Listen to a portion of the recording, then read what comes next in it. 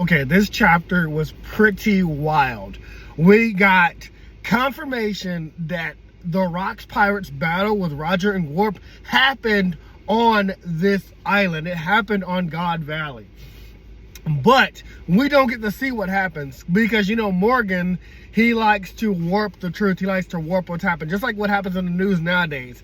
They bend it to what they want you to know. So all we know is that Roger got... So, okay, let's start from the beginning. Because it's crazy.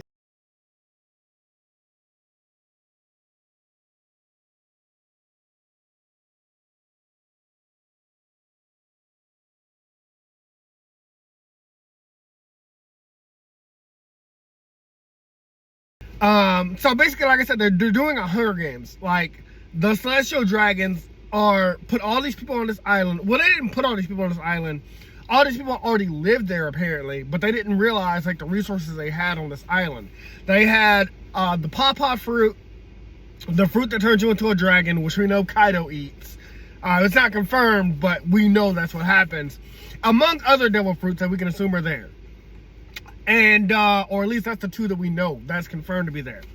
But that's what the Celestial Dragons are after. But they're making a game out of it. They kill everybody.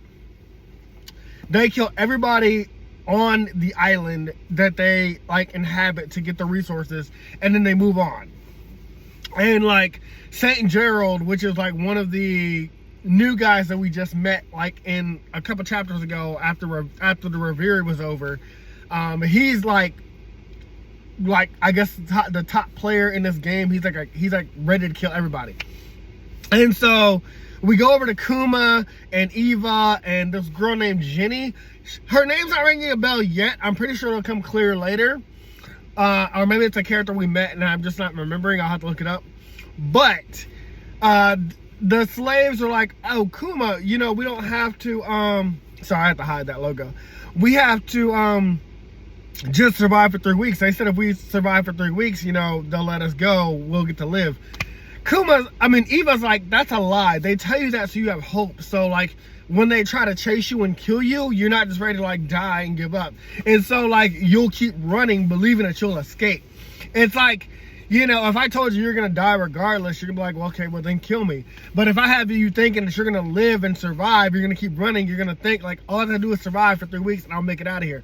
The Celestial Dragons are so sickening. They're so sickening. They make me sick. Next, Taki Inu. Then I guess it was Admiral Sengoku that called Garp. Garp was just chilling and relaxing. He's not even worried about the Celestial Dragons, like, doing this manhunt Hunger Games thing. But the moment he hears Roger is like on heading towards the island, he's like, okay, well, now we should have started with that first. And it's funny because I saw this meme. I didn't know what the meme was about, but it's like Luffy's in trouble, Roger chilling. The Celestial Dragons are in trouble. Not Roger, Garp is chilling. Roger's involved. Garp's like, I'm on my way. So now I get that meme. I thought that's really funny. Then we learn from Eva and Kuma, like, hey, we can save all these people if we get 2 of the devil fruits on this island, or even 1 of them. The 2 devil fruits we learn about are the pawpaw fruit, which, you know, can send people to distant lands, as well as take away their pain, which is, like, you know, a really cool thing. There's a part about Kuma doing that to these children that got beat up. It's really cute, very sweet. I kind of like it a lot. There is also, they mentioned the dragon fruit, which we know, this is probably where Kaido gets his hand on that fruit. Because, you know, I don't think Kaido was a dragon yet. I don't think any of them had devil fruits yet. Because Big Mom talks about getting her hands on one of the devil fruits that Kuma eats, but she gets it first. And then, yeah, then everybody showed up. Oh, yeah, and I'm forgetting to mention, Ginny mentions that she is, like, good at, like, sending out transmissions, hacking, things like that. That's why I don't know who that character is just yet. But that's the reason why I think all these pirates knew about the Celestial Dragons manhunt and the devil fruits that we're after. And so I think, so that's why Rock show up first with Edward Newgate, Big Mom, Kaido, and some others that I don't recognize. I think there's a fleet under Rocks. I don't know if we saw Rocks personally. I don't remember seeing his face or like a standout of his name. Plus, I know Oda will make a panel for Rocks himself. So he's probably just hyping up Rocks even more. And then we have Roger show up with his crew. And then Garp shows up like immediately after.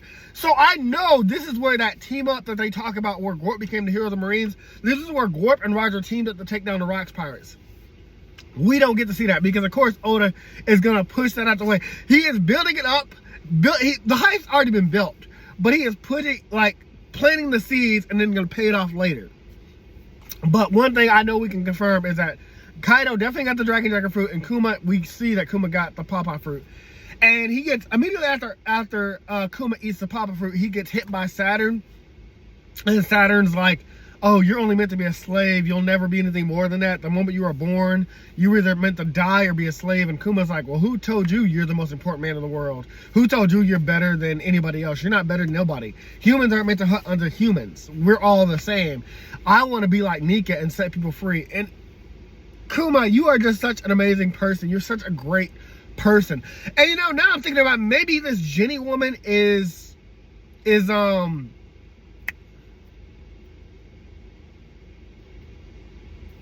Bonnie's mother, because we know Bonnie is the daughter of Kuma.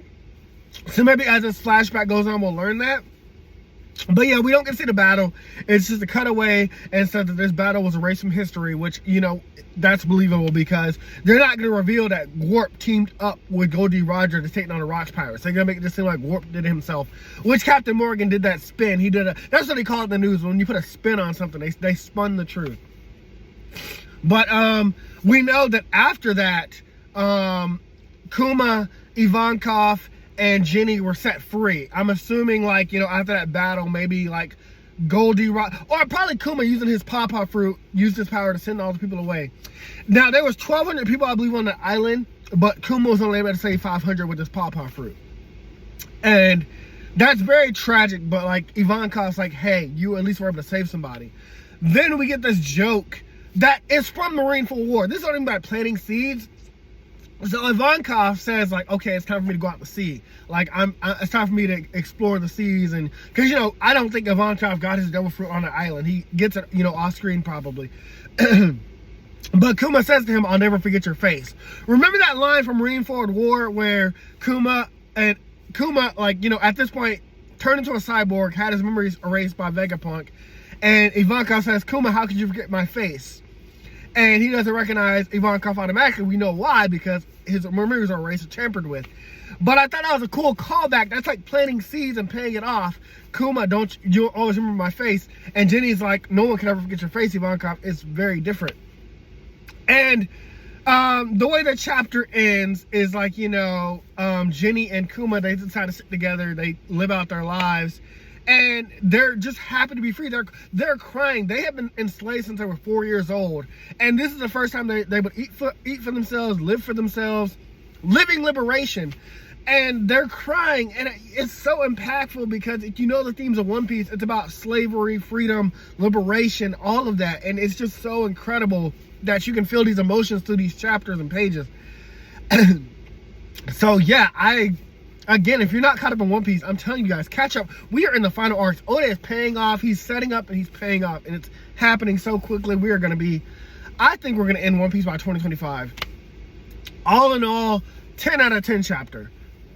So fucking amazing. I probably left out some stuff, but I feel like I touched on the major points. We'll get to the sponsor part of the video and then we'll wrap up. Oh, speaking of, so I actually did the ranking video for One Piece Stampede. And it got blocked because, you know, there's too much copyright in it. So I'm going to try to, and it was a 2-hour video, so it already was too long anyway. I'm going to try to see what I did for One Piece film. The first one, the first ranking video, One Piece Strong World. I'm going to see if I can cut it down to that and add just like a fewer clips in there. And if it gets blocked again, then I'll just combine Stampede with Red and we'll just make that like one video. So I'll work on that later tonight. Anyways, guys, that's all for now. Talk to you next video. Hey guys, this video was sponsored by me, the author of the Shinry series, the Chronicles of Wayne, and Monsterverse. So I figured I'd do this outro a little bit different by showing you guys what you guys will be checking out. So, the Shinry series starts with Book 1, Shobu Samurai Project Aryoku. 10 years after the death of his parents, Shobu Samurai returns home seeking vengeance, but instead faces the choice to save his home from shadow creatures, blood beasts, and an organization once thought dead. Shinry's Shobu Samurai starts at $9.99. And if you love anime, manga, Naruto, One Piece, Bleach, Yu Yu Hakusho, Fairy Tail, Shaman King, Rave Master, Zatch Bell, anything like that, the Shinry series is definitely the series for you. You'll definitely want to check it out. The Sword of Light is probably the thickest one so far. And then these books are 2. This is Enter the Dread Zone Tournament. And the series original ending, Arado, the Legendary Konjuis Master. So, and I'll just show you guys some of the covers. Really proud of all of these. But I hope you guys check it out.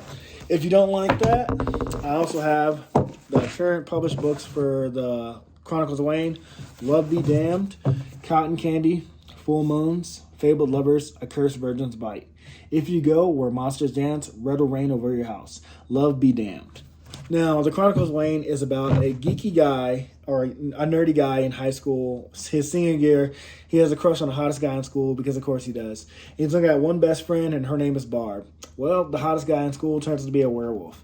And, to make the story more interesting, he bites Wayne and turns Wayne into the first ever wolfman in the last 10 years.